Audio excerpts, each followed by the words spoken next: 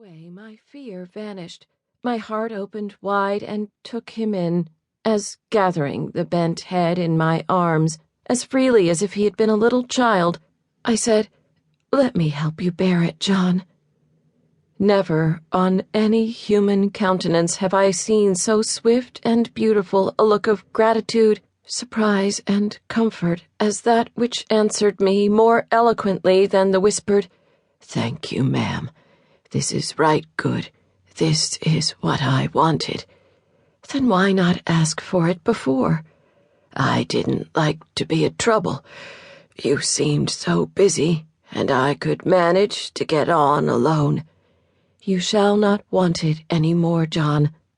Nor did he, for now I understood the wistful look that sometimes followed me as I went out after a brief pause beside his bed, or merely a passing nod while busied with those who seemed to need me more than he, because more urgent in their demands. Now I knew that to him, as to so many, I was the poor substitute for mother, wife, or sister, and in his eyes no stranger, but a friend who hitherto had seemed neglectful, for in his modesty he had never guessed the truth. This was changed now, and through the tedious operation of probing, bathing, and dressing his wounds, he leaned against me, holding my hand fast, and if pain wrung further tears from him, no one saw them fall but me. When he was laid down again, I hovered about him, in a remorseful state of mind that would not let me rest till I had bathed his face, brushed his bonny brown hair, set all things smooth about him, and laid a knot of heath and heliotrope on his clean pillow. While doing this, he watched me with the satisfied expression I so liked to see, and when I offered the little nosegay, held it carefully in his great hand, smoothed a ruffled leaf or two, surveyed and smelt it with an air of genuine delight, and lay contentedly regarding the glimmer of the sunshine on the green. Although the manliest man among my 40, he said, "Yes, ma'am," like a little boy, received suggestions for his comfort with the quick smile that brightened his whole face, and now and then, as I stood tidying the table by his bed, I felt him softly touch my gown, as if to assure himself that I was there.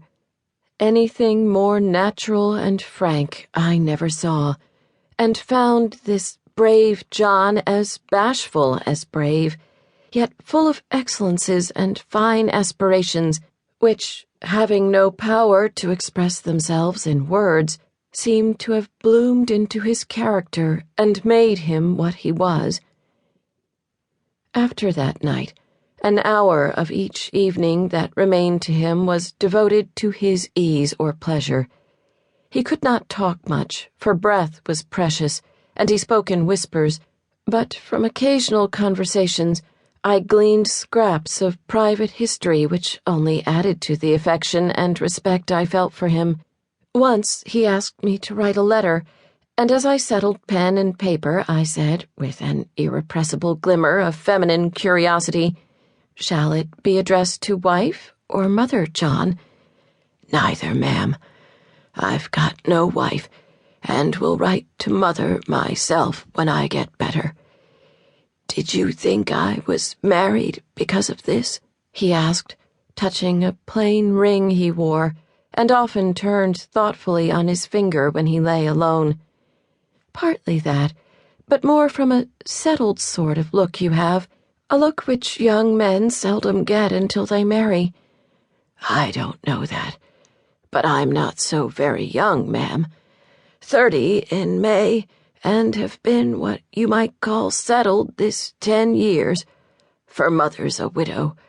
I'm the oldest child she has, and it wouldn't do for me to marry until Lizzie has a home of her own, and Laurie's learned his trade, for we're not rich, and I must be father to the children and husband to the dear old woman if I can." "No doubt, but you are both, John. Yet how came you to go to war if you felt so? Wasn't enlisting as bad?"